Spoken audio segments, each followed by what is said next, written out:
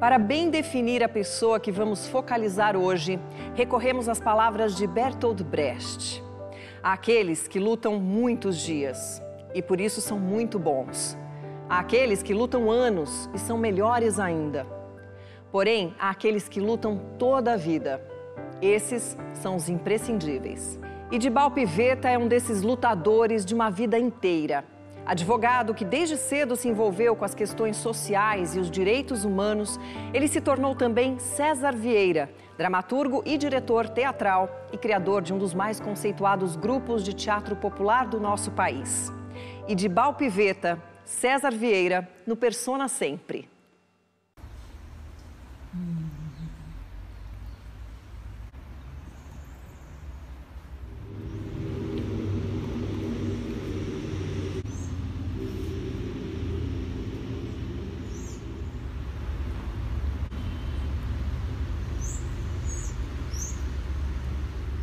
Diz minha mãe que eu nasci num dia de quarta-feira.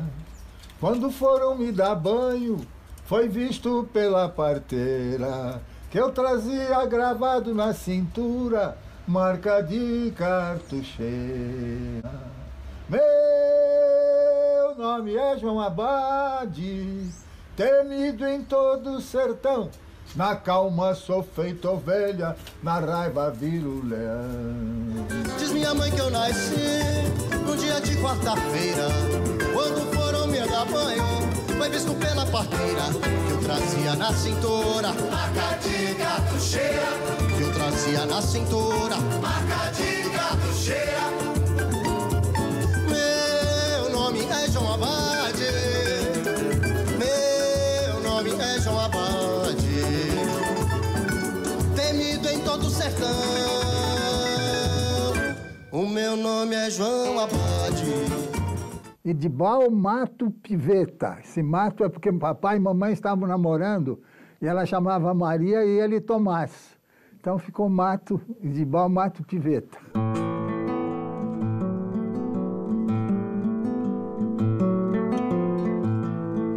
Nascido em Jundiaí. Meu pai foi prefeito de Jundiaí, Tomás Pivetta, mas na época em que o Getúlio estava partindo para o golpe, né? 37.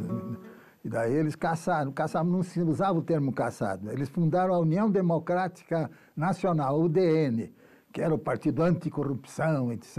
e tal. E dali partiu uma série de coisas artísticas, porque o pessoal que veio do interior trazia aquelas músicas típicas e tal, e foi se aprofundando, descambou num negócio bacana do teatro de lá, né, e do teatro do Caribe. Muito importante isso, que eles eram os porta-vozes, né? Minha mãe é nascida lá, eles se conheceram lá. Eles vieram no mesmo navio da Itália, mas não se conheceram. Vieram se conhecer em 2 córregos aqui no estado de São Paulo. Daí ficou Maria Tomás. Eu ia muito nos domingos para assistir a série, porque eles passavam uma semana, um espetáculozinho no sábado e domingo, e com isso a gente ia assistir lá no Politeama. Eu tinha direito a ficar na cadeira, na frisa do prefeito, que era Tomás Pivetta, meu pai. Eles namoravam naquela casa que hoje é a biblioteca de Jundiaí. Tinham reuniões políticas lá, ficavam em casa discutindo até tarde das horas, eu aproveitava para ficar ali, dando uma olhadinha, escutando algumas conversas, não entendendo muito do que era, mas estava. E cheguei a jogar, treinar no Paulista de Jundiaí. Paulista, Paulista, Paulista, é o jundiaiense que quer ver-te campeão. Paulista, Paulista, Paulista. Tinha a Copa do Mundo também, de 38, onde jogava o Leônidas, Friedenreich. Então tinha aquela muita ligação com cultura e com esporte também, né? Inclusive, nessa ida para o Paulista de Jundiaí, eu fui treinar nesse tipo de coisa e tal, e todas as minhas peças têm uma carga imensa de futebol. Religião, futebol e samba. Lembro muito de um túnel que saía de frente ao colégio onde ficava a minha casa. e desembocava na ferrovia. E a gente ia assistir essas descidas deles no carnaval, cantando e tal. Não chegava a ser uma escola de samba, mas seria como um cordão. E funcionando muito. Meu filho até tem funcionado muito com o samba do bule, que as origens são minhas de futebol, do samba. Eu desde pequenininho que acompanho esse trabalho musical, né? Vários maestros que passaram pela história do grupo, e principalmente José Maria Giroldo, que é um compositor que tem uma história bem importante no trabalho musical do Olho Vivo, inclusive com um disco registrado pela Marcos Pereira, né? Então, no Bumba Meu Queixado. Eu já digo que eu ouvia na barriga da minha mãe as músicas, então acho que eu fui absorvendo já como parte como cantiga de Ninar, as minhas cantigas eram essas, né? O que eu ouvia nas músicas do Olho Vivo, e isso acho que foi me ajudando a me formar musicalmente, né? Tem um projeto meu de música, mas tem um projeto de samba do bule também, que nasceu aqui dentro do Olho Vivo, né? Que é um núcleo musical dentro do grupo, né?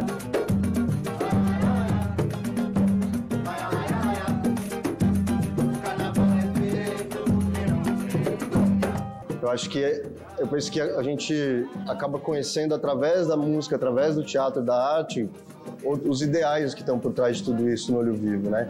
Acho que a arte é uma forma de abrir as portas da nossa mente, né? De aglutinar pessoas para que a gente possa discutir certos assuntos, e o grupo sempre teve esse trabalho predominantemente social, né? É a arte sempre como um meio, né? Como uma forma de transformação, e não a arte pela arte, né? A arte como forma de transformar, e a música, ela tem esse poder muito grande, né? Não à toa o teatro se utiliza tanto da música, o cinema, né? Várias outras artes se utilizam tanto da música para evocar os sentimentos e mexer com o despertar mesmo, né? Acho que desde criança, às vezes a gente não sabe nem o significado das palavras, mas a melodia, o ritmo da música vai abrindo e vai tornando possível aquele entendimento melhor daquele discurso que está sendo dito na letra da música, na poesia, né?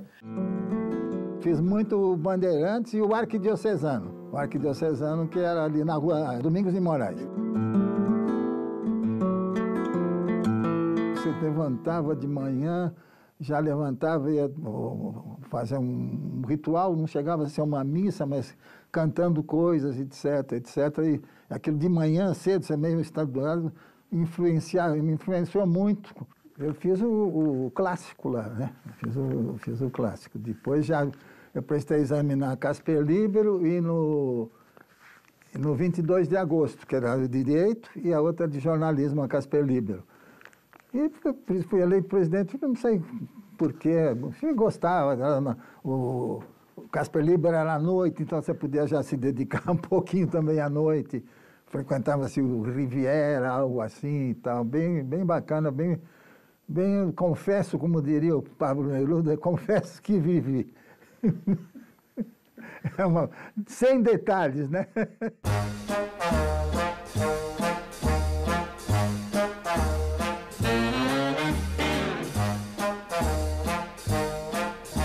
Eu fui presidente da União Nacional dos Estudantes, era em exercício. Depois fui presidente da SBAT, Sociedade Brasileira de Autores Teatrais.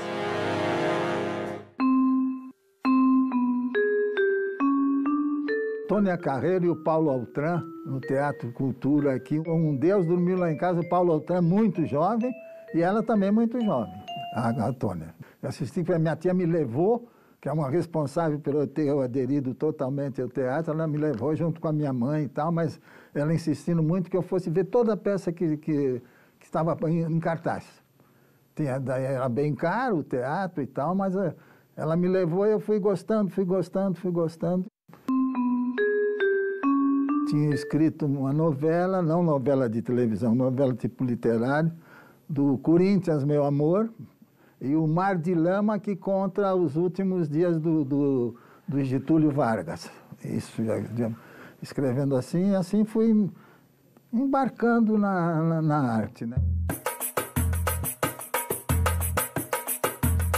Eu não diria que a gente faz um teatro popular na acepção lata do termo. Nasce primeiro de um clube de várzea que tinha na rua França Pinto, que existe até hoje ali na Vila Mariana, um clube de futebol de várzea que todos os fins de semana, no sábado e domingo, pega as suas chuteiras, a bola, as camisas e vai para um outro bairro jogar com o time de lá. Depois o time de lá vem para cá, volta tudo isso e depois também se mesclou bastante com gente da classe média, com gente de faculdades, etc. Lá no restaurante do 11 de agosto. Ali que a gente colocou alguns avisos e tal, e o pessoal veio perguntar o que era, e daí nasceu o grupo com 40 elementos, praticamente 90% do pessoal estudante de Direito. Depois, da volta do Zebedeu de Nancy, na França, para cá e tal, que ele começa a se aumentar de posicionamentos. E também participar muito da vida nacional. Quando se dizia, não, o teatro não tem que estar fazendo isso, não, tem que estar fazendo isso, sim. Teatro Popular União e Olho Vivo é o nome do grupo, né? É um nome interessante, foi discutido muito qual seria o nome, por quê, etc. Daí se chegou a que o nome deveria ser Teatro União e Olho Vivo. Depois de uns 2 anos, que ele passa a ser Teatro Popular União e Olho Vivo, porque antes a gente não se achava com capacidade para fazer isso com essa profundidade que a gente queria.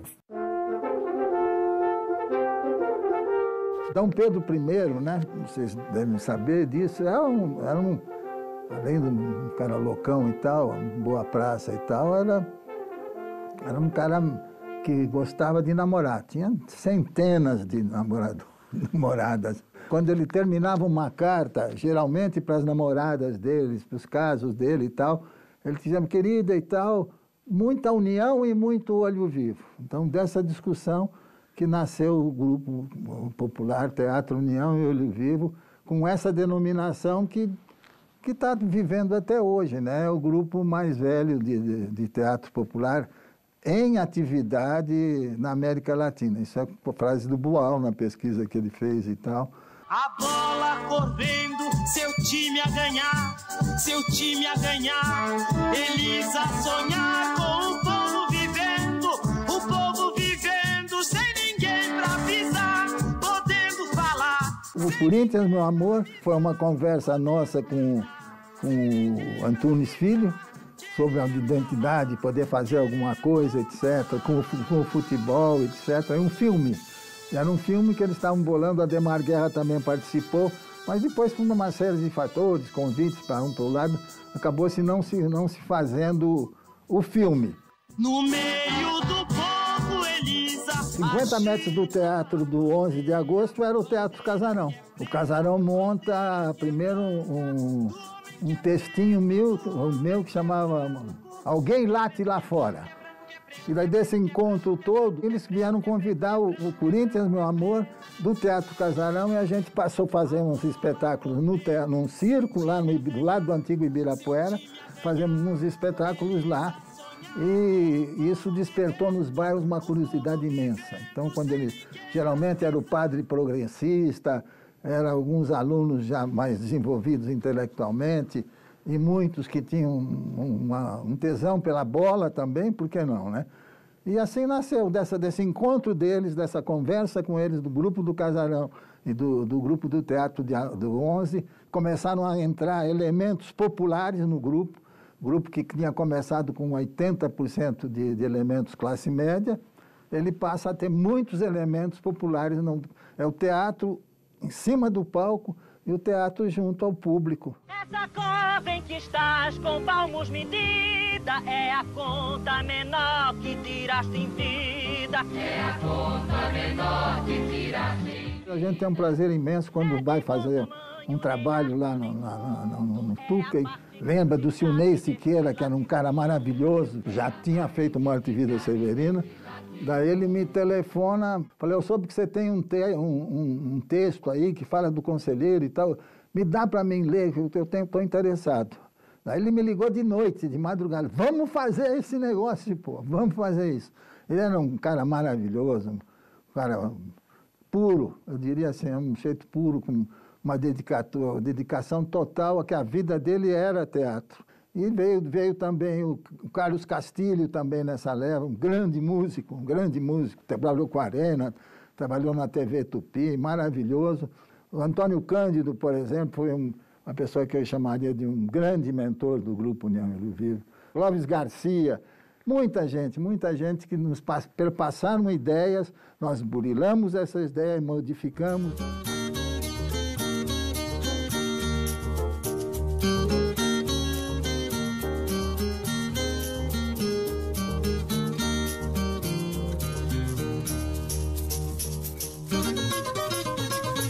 Eu conheço César Vieira há 53 anos. Foi em 1968 que eu tive a sorte de assistir na Associação Brasileira de Imprensa, no Rio, a apresentação da sua peça Um Uísque para o Rei Saul, na interpretação da maravilhosa Glauce Rocha. Direção B. de Paiva, uma pessoa importante do teatro brasileiro nesses anos. Nos anos 70, ele criou o grupo União e Olho Vivo, que é um dos pioneiros, se não o mais importante pioneiro, do teatro popular, do teatro de rua, do teatro de grupo. Eu estou me lembrando, por exemplo, do Evangelho segundo Zebedeu, que é de 1970. Primeira coisa, César Vieira tem uma capacidade de fazer espetáculo de grupo. Isso nem sempre é fácil de fazer. São os semeadores de grupos que hoje estão na periferia de São Paulo. O União e Olho Vivo deixou influências, sementes, estéticas, exemplos que são respeitáveis. Então, o César Vieira merece todos os elogios, todas as homenagens, sem esquecer o seu papel como advogado no tempo da ditadura, em que ele conseguiu ajudar e libertar figuras importantes da intelectualidade brasileira, como é o caso do jornalista Paulo Canabrava e do diretor teatral Augusto Boal. César Vieira merece as nossas homenagens, os nossos respeitos e os nossos aplausos.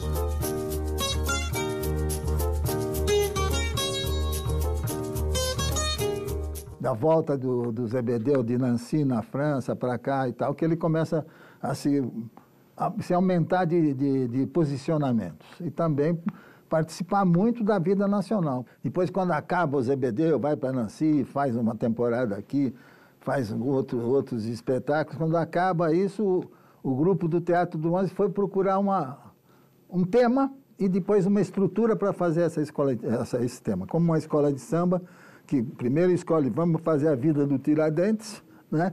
Mas depois ele tem que, depois do Tiradentes, o que é que vem, como vem e o que vai ser. Que a nossa proposta sempre foi ficar 4 ou 5 anos com um espetáculo. A vontade de sentir alguma coisa de nosso.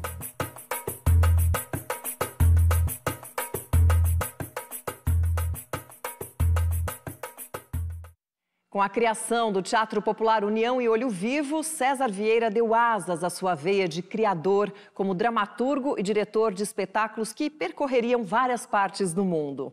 É o que veremos no próximo bloco.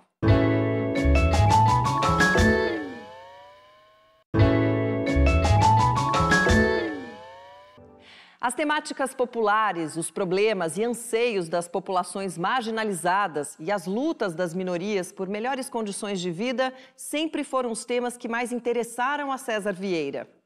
E que o Teatro Popular União e Olho Vivo levaria para as periferias e para o mundo.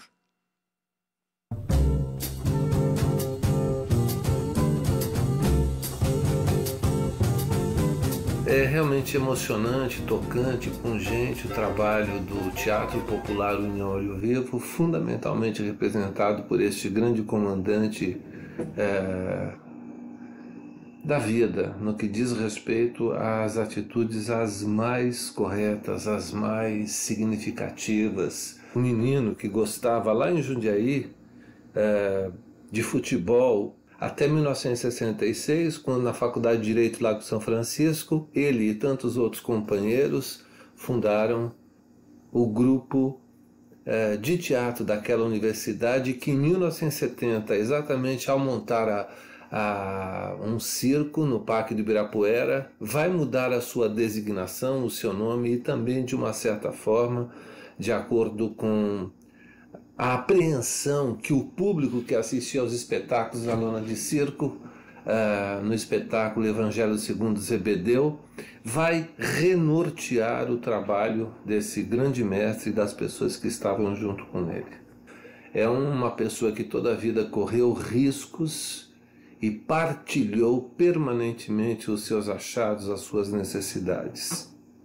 É bastante emocionante conhecê-lo, ter usufruído da sua presença, companhia, da sua sabedoria, mas fundamentalmente das suas atitudes éticas.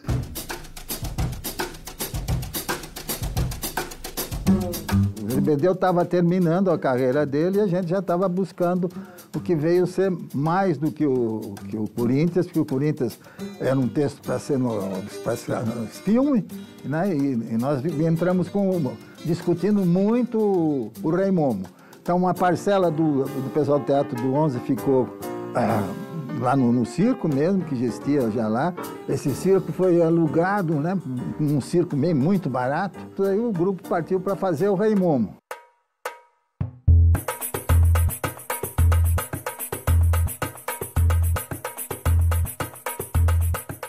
Aí o Rei Momo teria que ter forçosamente futebol, teria que ter samba, teria que ter a participação popular, né? Teria que ter uma visão do ator negro no Olho Vivo, né? O grupo sempre timbrou em ter esses elementos. Não é obrigatório ter, mas é bom que tenha, porque senão, de repente, nós estamos fazendo um espetáculo, um bando de loiros de olhos azuis, nada contra, né? Nem mulheres de olhos azuis, nada contra também. Mas a gente tem que pensar nisso. Por quê? Por que o negro, que só agora está ocupando a televisão? Eu acho que o teatro popular, ele naturalmente, ele já é um teatro que faz essa reparação histórica. O quanto a gente for para o teatro popular e para outras camadas, essa reparação histórica necessária do nosso país já vai acontecer.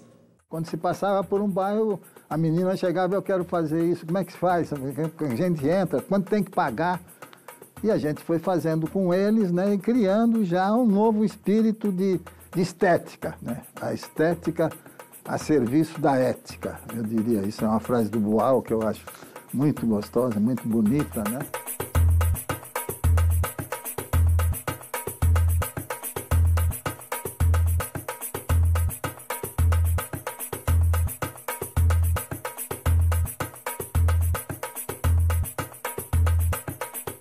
Não é fácil, não. Para fazer cenário, figurino que a gente bola, estudado, etc., para fazer tudo isso e fazer a promoção do espetáculo, fazer o câmbio de experiências, precisa muita dedicação e gostar muito da coisa, né?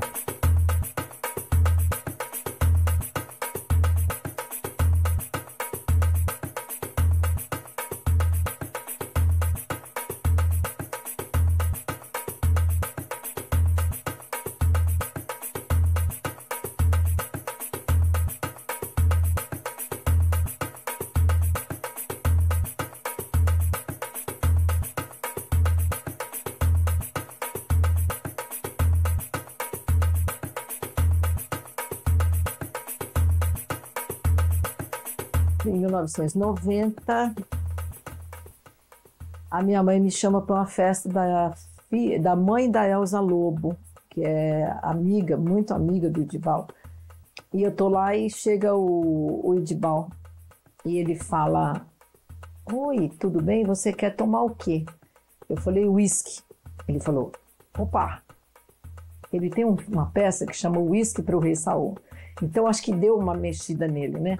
Ele falou: "É já agora que eu vou servir o uísque para você." Aí foi lá, me chamou, serviu o uísque. Bom, aí pegou meu telefone, eu falei que eu era cenógrafa, que eu era artista plástica. Ele falou: "Você quer fazer cenário e figurino?" Eu falei: "Ué, posso fazer." 91 já, ou 90 e poucos, eu já comecei a fazer cenário e figurino para a primeira peça, que é o Barbosinha Futebol Clube.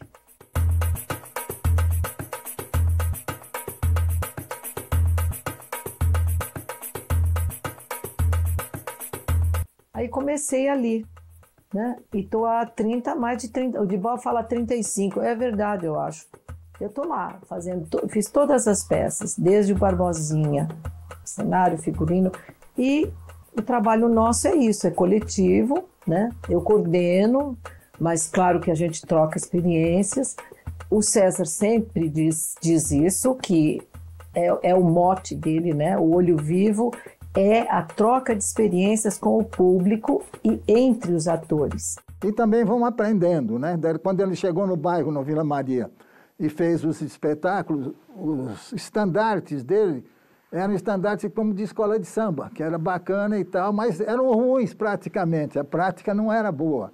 Né? A música, por exemplo, você está num lugar com 50 pessoas, você pode cantar ao vivo, senão você tem que buscar microfones, etc. Então o grupo ia buscar isso, e a gente volta no bairro depois de 4 ou 5 semanas, e passa pelo bairro para fazer já um outro espetáculo, e as crianças do bairro estão cantando as músicas. Né? Meu nome é João Abade, temido em todo o sertão, na calma sou feito overa, na raiva viro leão. O Endaueia,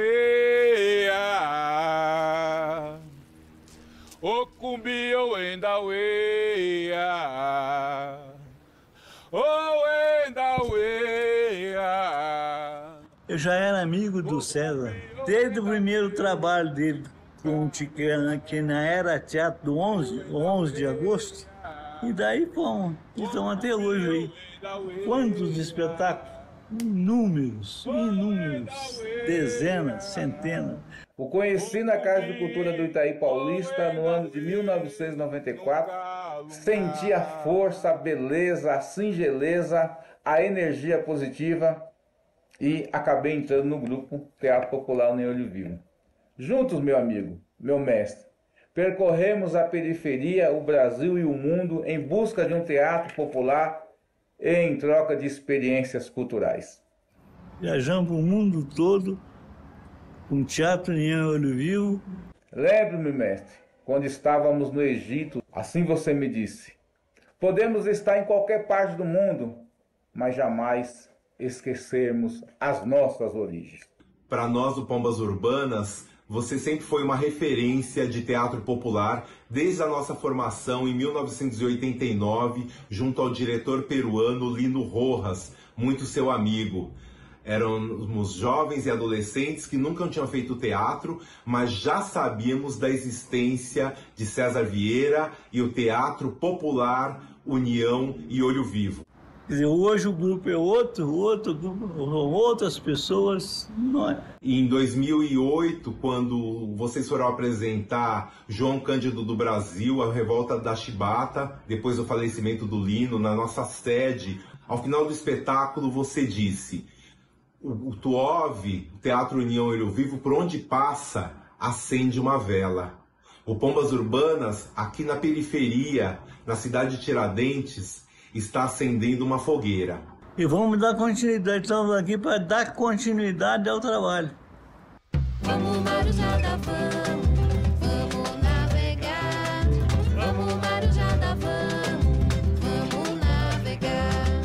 Vamos Marujá da Van, vamos navegar. Pros inimigos nossos, vamos navegar. Bandeira solta no ar, vamos pelejar. Viva meu boi, viva meu bumba bumba. Viva meu povo da rua, viva. Os queixos batendo, os patos remoendo pela floresta, saem os queixadas em bando correndo. Quando selvagem, todo mundo é canto, vira tua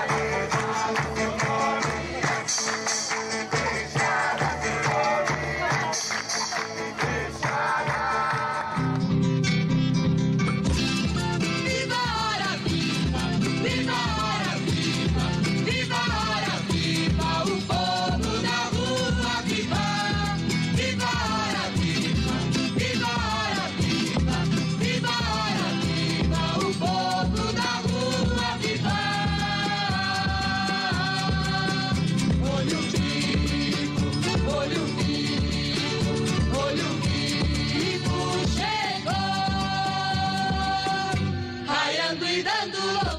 Eu acho que o meu pai teve essa sensibilidade de trazer da linguagem do cordel, né, muito da linguagem do cordel, para fazer essa linguagem das letras e das canções dele populares, um pouco que fez o Adoniran ao alterar a fala da escrita mesmo, de dizer das palavras, trazendo para o que é o coloquial.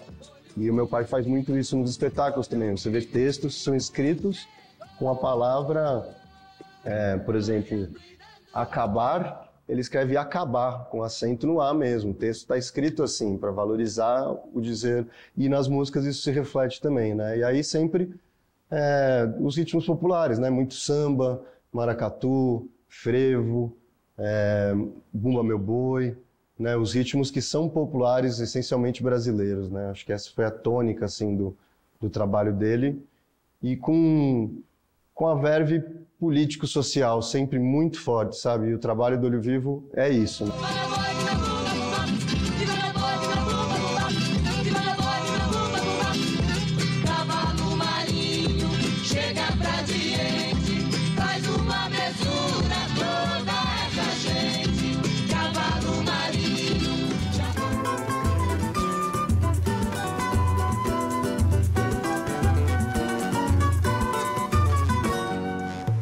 Essa é a nossa bandeira, bandeira simples, de uma só cor, vermelho, sangue.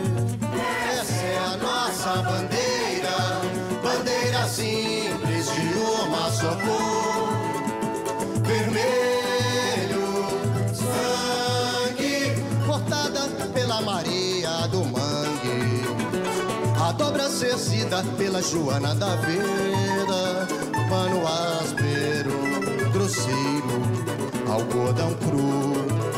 Atenção, atenção, vai começar a função. Vamos ver quem vai chorar.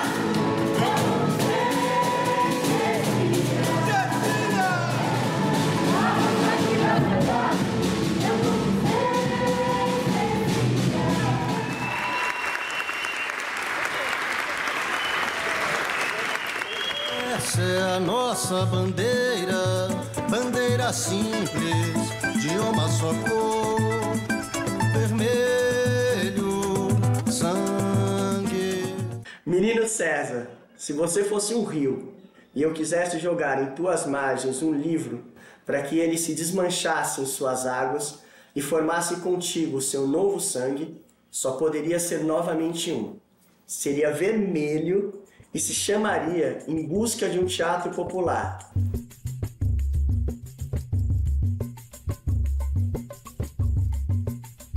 Como dramaturgo, César Vieira arranhava as feridas que a ditadura procurava esconder. E como advogado, Idibal Piveta lutava em favor dos presos e exilados políticos. Claro que tudo isso lhe traria muitos problemas. É já, no terceiro bloco do Persona Sempre.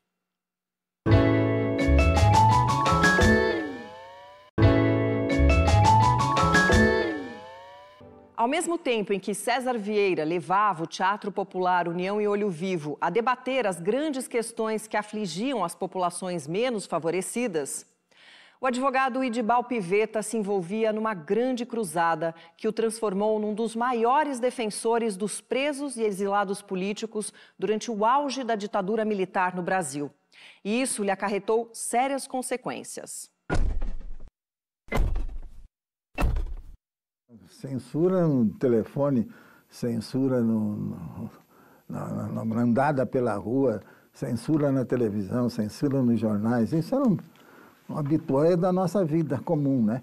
Não, eles não atacavam diretamente às vezes, mas prendiam. Tem um problema já do Ruth Escobar com a Feira Paulista de Opinião, etc. E outros grupos que conseguiram fazer isso também. Quando a gente mandava o texto, porque naquele tempo existia o seguinte, um departamento de censura que exigia, né, era uma lei que mandava que esse departamento de censura mandasse os seus textos prontos para serem examinados em Brasília. E daí, o que esses textos estariam falando que seria contra a moral, os bons costumes e a subversão. Então, essas coisas eram colocadas, se tiverem naquela peça, o peça era cortada totalmente, ou era cortada em parte, ou muito raramente liberada. Foram 734 peças teatrais proibidas nos 20, 25 anos da ditadura. O que a gente perdeu com isso? O que a inteligência brasileira perdeu com isso? Como eles pegavam todas as minhas peças e jogavam no lixo, sem ler, né? Daí a gente adotou o César Vieira. O Vieira, eu imagino que foi em benefício do padre Vieira. O César, não sei o que foi. Foi uma necessidade de mandar rápido, tinha que mandar o nome. E a censura foi terrível, né? Mas também foi folclórica. Eu vou dar para vocês um negócio seguinte. Eu tenho uma peça chamada Um Whisky para Rei Saul, que foi montada pela Lilian Lermet, a Renata Zanetta, toda uma porrada, a Glauci Rocha, principalmente, né? E esse Whisky para o Rei Saul tinha uma cena em que a Glauci Rocha vem e fala para o povo: vamos usar esses testículos onde devem ser servidos. Daí o censor despachou: cortem-se os testículos, que estão muito imorais.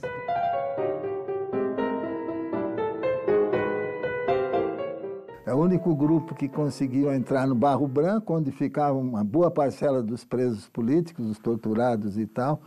Ele consegue entrar para visitar fulano de tal, que era parente de fulano de tal, etc, etc, e fazer espetáculos naquele local de presos políticos.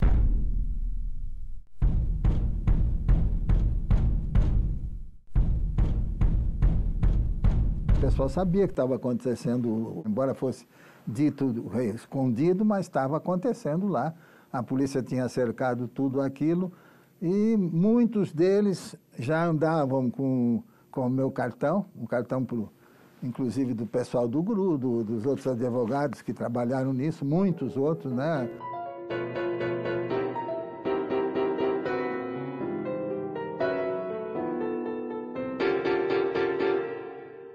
Eu estava em casa, né? Umas 2 horas da manhã, estava fazendo qualquer coisa lá pro escritório. Aí bate na porta e aparecem 3, 4 caras que eu já conhecia e tal. Ó, está acontecendo isso, eles estão pedindo que você dá uma olhada lá na auditoria de guerra, que fica na Brigadeiro Luiz Antônio, pertinho do TBC, ali na Rua Major Diogo. Estão precisando de você para conversar com eles, que tem muito estudante preso, é importantíssimo.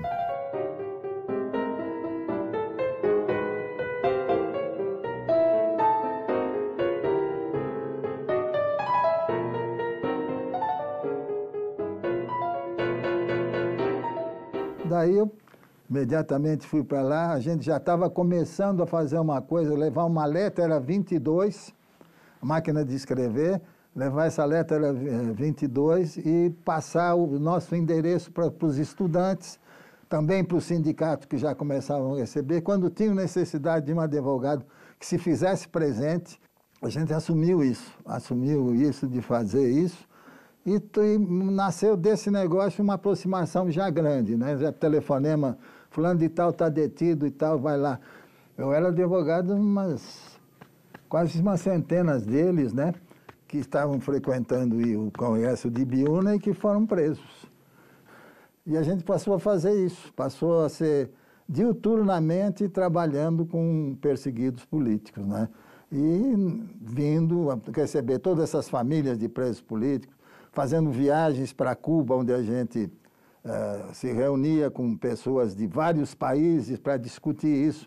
E eu comecei a ingressar nisso, isso me custou a perda total, por exemplo, de clientes que poderiam pagar, que não querer ter, no dizer deles, um advogado comunista advogando para os caras, coisa que eles estavam bastante errados, porque a gente conseguiu, por incrível que pareça, não muito, mas bastante para evitar muitas mortes e muitas torturas. Porque imediatamente que você sabia que o Joãozinho estava preso, o Zé Dirceu estava preso, não sei quem estava preso, você tomava uma posição qual era? Não existia o habeas corpus, que é um instrumento jurídico que permite a pessoas entrarem com pedidos quando estão injustamente presas, ou até justamente, entre aspas, na sacanagem, né, que eles inventavam. A gente inventou uma coisa que chama pedido de informações. Já se pegava a máquina de escrever, se digitava um pedido de informações e levava para a auditoria de guerra, que era encaminhado para o oficial de dia. Daí o oficial de dia falando, não posso aceitar isso, não, mas não é para o senhor, está sendo dirigida pedindo informações. Daí ele entrava com aquilo. Aquilo não resolvia a situação dele se ele tivesse preso, mas fazia com que isso avançasse e o pessoal ficasse sabendo na Europa, as organizações internacionais de direitos humanos, etc., fazendo isso nesse sentido e com essa notificação que passasse fora, você podia fazer alguma coisa. Você podia fazer alguma coisa, passava para a Anistia Internacional, que funcionava em Londres. O Geraldo Thomas, que fazia teatro, era o representante da Anistia Internacional aqui em São Paulo. Eu nem sabia, por exemplo, que ele fazia teatro. Fiquei sabendo muito tempo depois. Me dava bem com ele e tal, mas ele, como ele vivia muito circulando, não cheguei nem... Tenho grande proximidade, mas estou citando o nome como um folclore, né?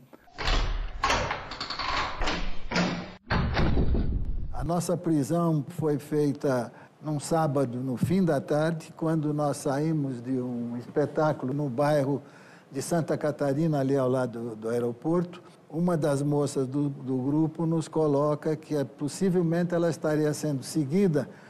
Então, nós a levamos ao Alto de Pinheiros, entramos numa vila onde ela residia e, quando abrimos as portas, saltaram em cima da gente uns 10, 15 caras, já dando porrada, chutando, né? E de lá nós fomos levados do Alto de Pinheiros até a Rua Tutóia, né? Levando porradas e sentados no chão do carro e sendo esbofeteados continuamente. Quando eu fui preso em 1973, dia 4 de maio de 1973, fiquei preso uns 20 dias no DOI-CODE, que era onde os presos eram torturados para burro, funciona ainda hoje na Rua Tutóia. Depois eu fui levado para o DOPS, fiquei mais uns 30 dias. Depois fui levado para o Tiradentes, e fiquei preso no Rua do Hipódromo também, no presídio do Hipódromo, durante muito tempo.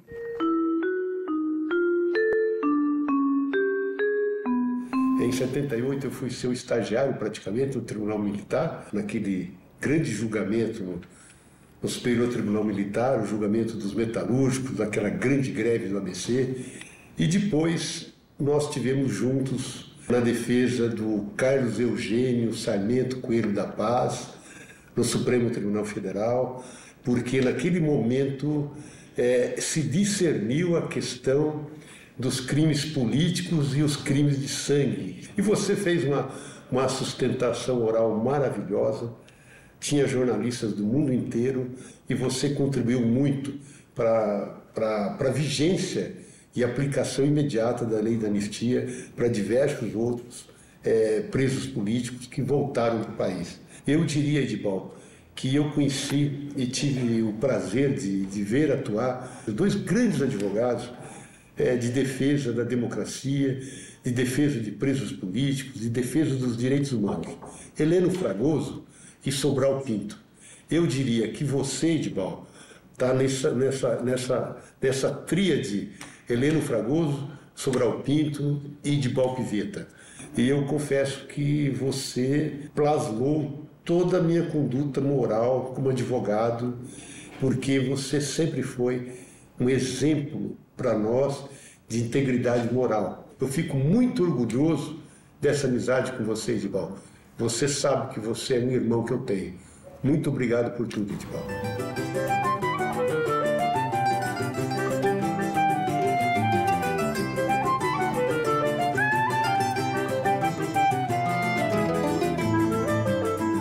Então, Boal tinha sido preso, tinha sido, na verdade, sequestrado. Não, a polícia não admitia que ele tinha sido sequestrado, era nos anos 70 em São Paulo. Ele ficou um tempo desaparecido e nesse tempo ele foi torturado. Depois ele foi julgado, ele não tinha confessado nada, então nada foi provado contra ele. E nós começamos um longo exílio que durou 17 anos. E no primeiro período desse exílio, onde nós fomos para Buenos Aires, na Argentina, o meu país, o governo brasileiro recusava um direito de todo cidadão que era renovar o passaporte do Boal. Então o Boal ficou igualmente preso em Buenos Aires, o que tinha todo tipo de consequências para ele, para a nossa família, consequências econômicas e perigo para a sua vida e para a nossa vida, para a minha e para os nossos filhos também.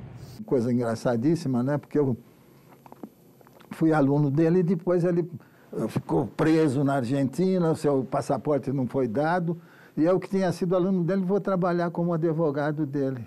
E foi graças a César Vieira que moveu um processo contra o governo brasileiro, que Augusto Boal conseguiu a renovação do seu passaporte, conseguiu sair da Argentina, e a seguir, graças a esse processo que ele moveu, e ganhamos, todos, ele e nós, naturalmente, vários exilados que estavam na mesma condição conseguiram a renovação do seu passaporte, que é um direito, como eu disse, de todo cidadão.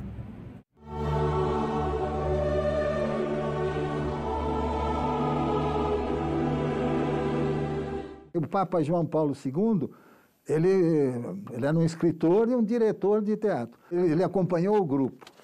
Passados uns 10 anos, o grupo vai fazer uma temporada no Egito. E nessa altura do campeonato, esse Papa, o João Paulo, tinha sido eleito Papa. Ele tinha sido escolhido, eleito Papa, né? Nós estávamos em Roma, e ele chama a gente, nos levam para Castel Gandolfo, e onde o Papa estava fazendo uma encenaçãozinha, sem música e tal, e o Olho Vivo é chamado para cantar pelo Dom Castiglione, que era um secretário particular dele, que nos convida para ir lá, e o grupo vai e consegue falar com o Papa. Eu acho que não sei se alguém conseguiu, mas pode ser até sim, até ele é bom, porque esse Papa era bastante respeitado, né? Agora, para não ficar muito ruim, o que acontece? A gente, quando o Fidel Castro está aqui em São Paulo, ele vai fazer um papo no Anhembi, aqui pertinho. Ele desce da tribuna, vai lá, cumprimenta um por um, e foi feita uma puta homenagem para ele, da qual nós participamos. Então está equilibrado, o Papa de um lado e o Fidel Castro do outro, né?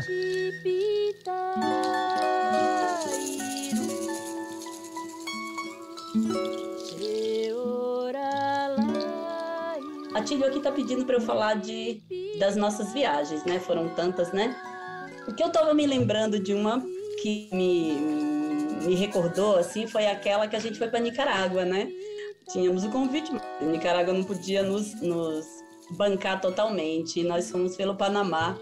Então fizemos alguns shows de rua, conseguimos mais dinheiro até do que a gente esperava conseguir, e conseguimos alugar aquele ônibus. O motorista tinha lá uma águia, né, na frente do ônibus, assim. O Edibal falou: eu não vou chegar lá na Nicarágua com essa águia, por conta de a águia representar o imperialismo. Tem que arrancar isso, não pode. E o motorista, né, ficou louco da vida, queria parar o negócio, né?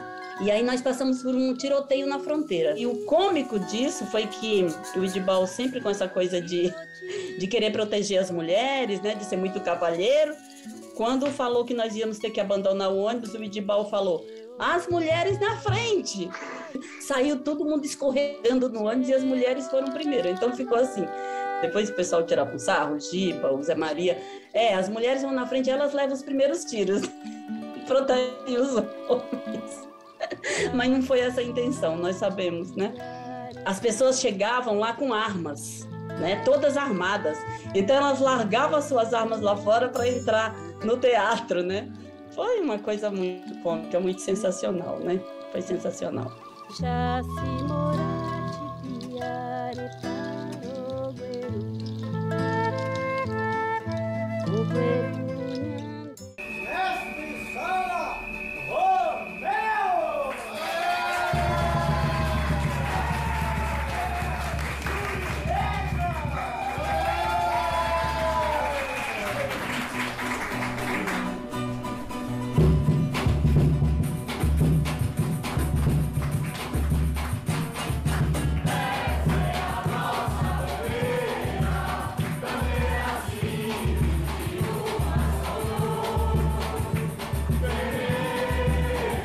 Tenho três grandes mestres. teatro. Amir Haddad, do grupo Tá na Rua, Ilo Krugli, do Teatro Vento Forte, e o César Vieira, do Teatro Popular União e Olho Vivo. E aí a gente foi se encontrando e já faz 6 anos, 7 anos que eu faço parte do Teatro Popular União e Olho Vivo. Eu tenho essa grande alegria na minha vida. Fui convidado pelo César para dirigir uma peça com ele. Bom Retiro, Meu Amor, um espetáculo que é uma ópera samba e que conta a história do bairro do Bom Retiro, porque o TUOV tem a sua sede há muitos anos já no Bom Retiro, né? Então foi feita toda uma pesquisa com os moradores e foi feita uma dramaturgia. De longe buscar um pedacinho de terra, baião de 2 e tutu, que nós provamos aqui. Já não queremos mais voltar. Esse é o nosso lugar. Onde o dado mais importante do Bom Retiro, qual é? Esporte Clube Corinthians Paulista, 1910. E onde despontava o Neco, que era o grande artilheiro da época. Depois o Friedenreich, que é o cara que fez o futebol se desenvolver. Era o Pelé da época, não? Uma coisa maravilhosa. Ele passava uma gosma assim, uma vaselina no cabelo, no dia seguinte todo mundo estava de vaselina. Ele vinha com um sapato branco e marrom, todo mundo estava de sapato marrom. E o Friedenreich depois foi jogar no Paulistano, e daí abriu para os brancos e para os oprimidos um avanço nesse futebol que se transformou em um grito do povo. Eu vou, talvez, mais ver do que ver o Corinthians, ver a torcida do Corinthians. Corinthians 2, São Paulo 1, estádio do Morumbi.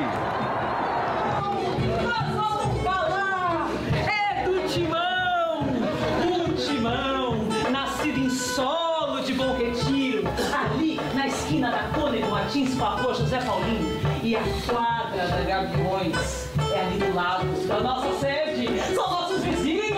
Vai, Corinthians!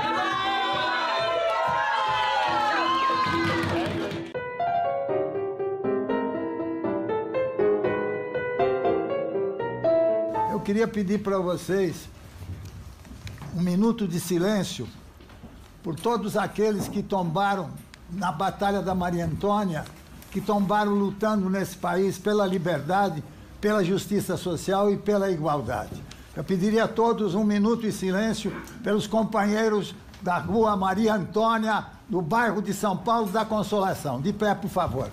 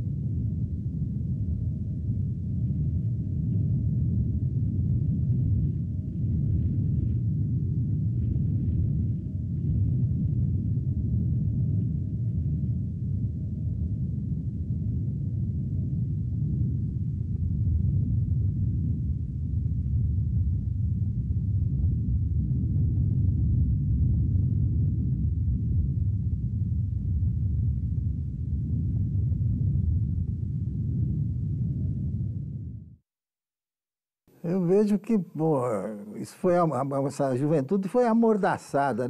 Ela foi acuada e foi diluindo o seu poder de revolta. Foi diluindo, lentamente foi diluindo. Ele não conseguia mais se reunir. Não conseguia mais se reunir, pô. Discutir o quê? Para falar o quê? Discutir como? E também com as mortes, os assassinatos, as torturas, as sevícias. Tudo isso aconteceu, pô. Não foi caído do céu. Um caminho que a gente deve cultuar, assim, essas pessoas que morreram, principalmente. Outras que deixaram os seus gritos de guerra, como diria o Guarnieri, parado no ar, né? de ano a ano fale, porra, isso vai mudar, isso vai mudar. Essa porra não muda nunca. Nós tivemos bandeiras que foram içadas e hoje talvez estejam rotas, rasgadas, jogadas ao vento. Mas eu acredito ainda no ser humano, não diria nem no jovem, também no jovem, mas acredito no ser humano, que eu acho que esse momento deve pensar em soluções pacíficas, como diria o Gandhi, sem dúvida. Mahatma Gandhi, Mahatma Boal. Se deu caminho rompendo fronteiras. A ditadura odeia o conhecimento, como odeia também o teatro. Talvez porque o teatro seja olho no olho falando as coisas, talvez porque o teatro incite aquela pessoa a discutir aquele tema. Um teatro que não coloque a nossa saída e solução é esta, mas coloque a nossa saída e nossa solução para ser discutida dentro de outras teses também. Vive no meu coração, seremos juntos uma voz. Diz minha mãe que eu nasci num dia de quarta-feira, quando foram me dar banho, foi visto pela parteira que eu trazia gravado na cintura marca de cartucheira. Meu nome é João Abade, temido em todo o sertão. Na calma sou feito ovelha, na raiva viro leão.